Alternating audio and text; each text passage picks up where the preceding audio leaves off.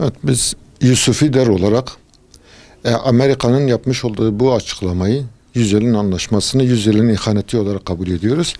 Bize göre, Müslümanlara göre Amerika'nın yapmış olduğu bu açıklama, bu taslak boş hükmündedir. Hiçbir değeri yoktur.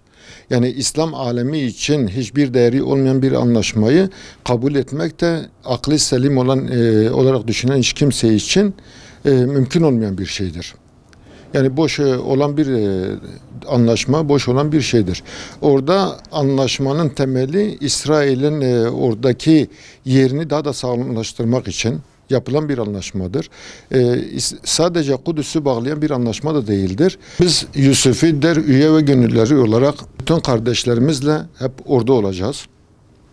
Pazar günü yapılacak olan mitingde buluşacağız. Malumunuz kamuoyunda 100 yılın anlaşması olarak bilinen ama bizce 100 yılın ihaneti, 100 yılın eşkıyalığı olarak nitelendirdiğimiz İsrail ve Amerika'nın bu şekilde kendi aralarında yapmış olduğu bu anlaşmayı bizim için bu bir yok hükmündedir.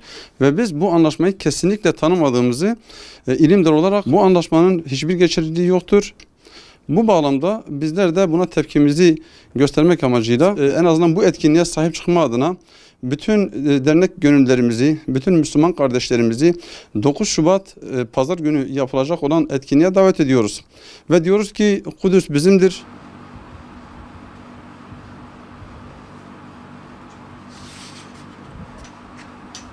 Amerika'nın ve İsrail'in almış oldukları karar, Müslümanlar olarak biz bunu yok hükmünde sayıyoruz.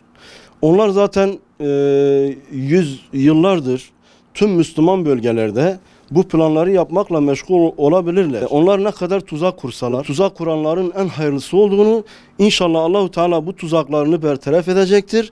Biz dünya Müslümanları olarak eğer şuur ve bilinçli olarak hareket edersek inşallah bu Yahudilerin ve Allahu Teala'nın lanetlemiş olduğu bu kavimlere karşı eğer bir ve beraber olursak inşallah Rabbimizin yardımıyla biz bu planları yıkma yönünde çalışmalar sürdürürsek inşallah bunlar olacaktır. Biz amellerimizi niyetlerimize göre Allahu Teala değerlendirecektir.